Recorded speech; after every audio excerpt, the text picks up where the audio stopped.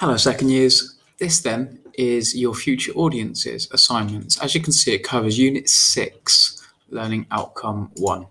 So we've covered Outcome 3, the Moral Panic assignment, feedbacks with you in classroom. Outcome 2 is the news report, which you're currently working on.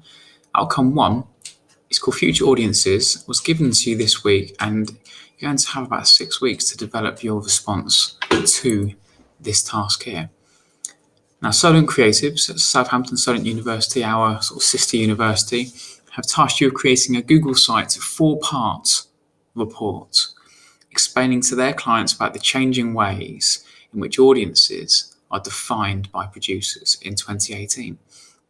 Now, this is going to be an independent project and self-directed in your blended learning sessions. I'm going to be on hand to help you as always, remotely and via Hangouts as well. But every Thursday, you've got your 1-hour session. So you have 6 hours, essentially, if you use only the blended learning time to create the evidence for this. But of course, if you put in extra time, then you will get better grades, as always. So I'll give you a copy of the assignment brief, which looks a little bit like this. We'll go through that shortly.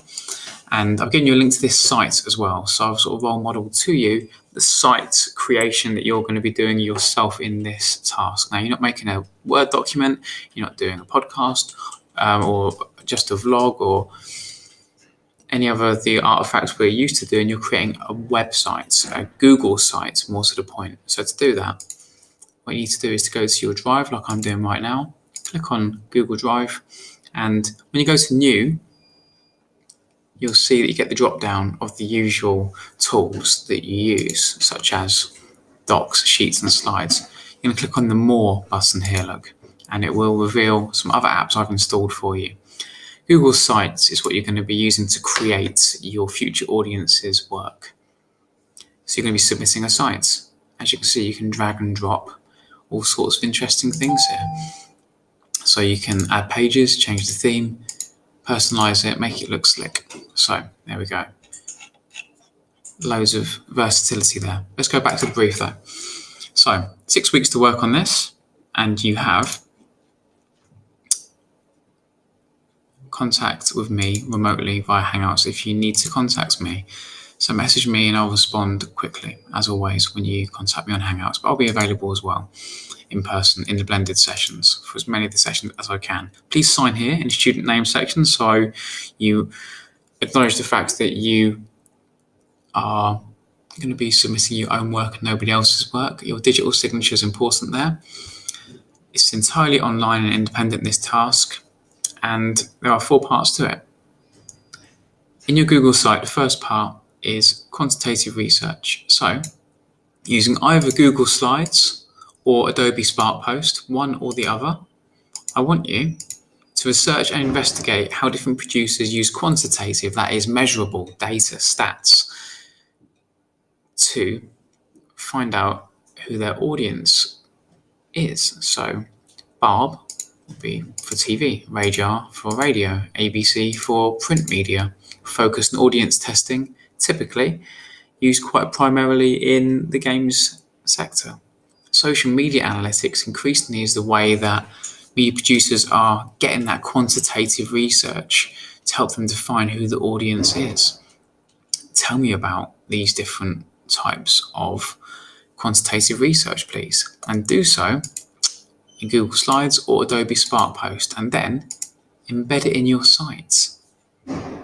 So if you do your slides, for example, like I'm showing you right now, you can go to Insert from Drive, and you can import the slides that you've created. As an example, I'm just going to put in some slides I've created into this site I've just made. There we go. I can resize it as well. All right, there you go. So name your site something appropriate. And you can create different pages as well to house your work.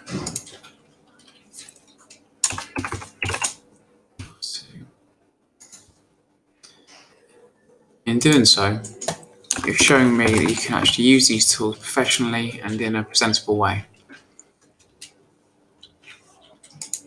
You lay out how you see fit. I'm not going to prescribe to you a one-size-fits-all approach. Task 2 asks you to create a vlog, podcast, or written example of evidence in relation to the following. You're going to select a specific new TV show or a game. So you're going to pick a new TV show or a game that's coming out soon. That might be a second, third, fourth, fifth season of an existing TV show, or it might be a sequel or prequel, remake, or an entirely new game. You're going to select a brand new TV show or game, and then I want you to carry out at least 2 of the following methods to find out who people think the future audience is for that new TV show or game. So, focus group for at least 5 people, a survey, getting at least 10 responses. I recommend using Google Forms there, and face-to-face interviews with 3 people. I want at least 2 of the following 3 choices: focus group, survey, and face-to-face interview. Okay, so task 2, qualitative research, getting opinions based on who people think the future audience of a new TV show or game is, using 2 of these methods. Okay, let's look at task 3 now. So task 3 asks us to look at audience profiling. So this is the way many media products start in their embryonic stages when they're being created, in terms of profiling who the audience is and making sure the product meets the needs of said audience. So here you're going to create an infographic or a poster. I recommend using Pictochart, Canva, Adobe Spark, or if you're feeling like it, you're more than welcome to use the Adobe apps themselves, the professional apps, to create something. Although I'm not assessing your design skills here, I'm assessing your understanding of this task. So using a simple tool like Pictochart or Canva is more appropriate, I think, for this task.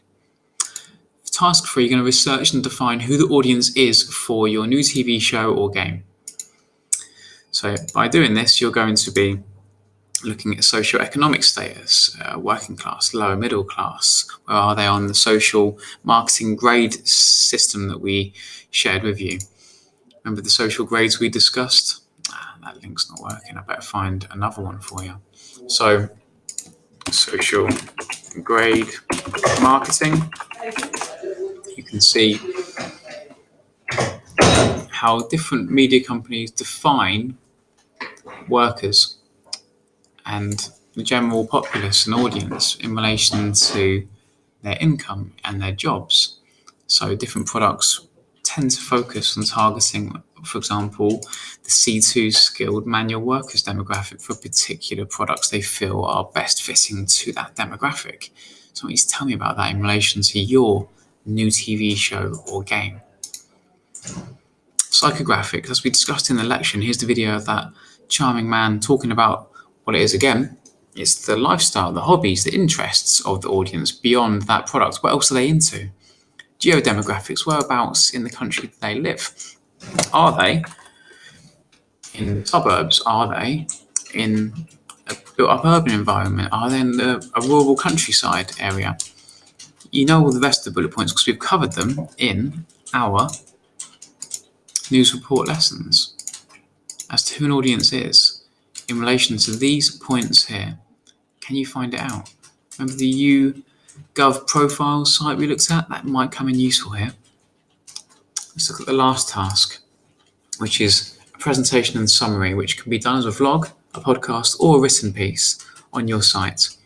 Here you're going to compare and discriminate and scrutinize and justify the use of different research methods that you've used to categorize media audiences. Looking at your work in tasks 1, 2, and 3, I want you to say which method is more useful for given purposes, in your opinion, having just done them. That is quantitative research, qualitative research, and audience profiling. In your opinion, which method is more useful for given purposes? To end your presentation summary, I want you to explain how you think media producers will define who their audience is in 2020, looking ahead. We currently use increasing amounts of social media analytics to define who an audience is. Hence why social media is free. They're looking at us from the other side to gather and mine that data, those analytics, to learn, as it were, how we purchase, how we talk, how we behave, so they can learn to sell to us better. Is the future more geared towards social media analytics and data mining? Is it about focus testing more? Is it about algorithms on sites that actually measure the behavior of the audience? To conclude, in your presentation summary, explain how you think media producers will define who the audience is in 2020. Think about how these guys will be operating in a couple of years' time. So, at the end of this, I want tasks 1, 2, 3, and 4 to be published to your Google site. Once you've done that, you can then publish, create a URL, and then give me that URL, Control and C, Control and V, to cut and then paste the link into Classroom. So when you are handing in your work, I want to see underneath the assignment brief that I've just given you and gone through a link to your Google site. So in conclusion, you've got 4 mini tasks in the future audiences assignments. You have a grand total of 6 hours in blended learning sessions and a bit of extra time in some of my lessons as well. But really this is, as I mentioned here, self-directed.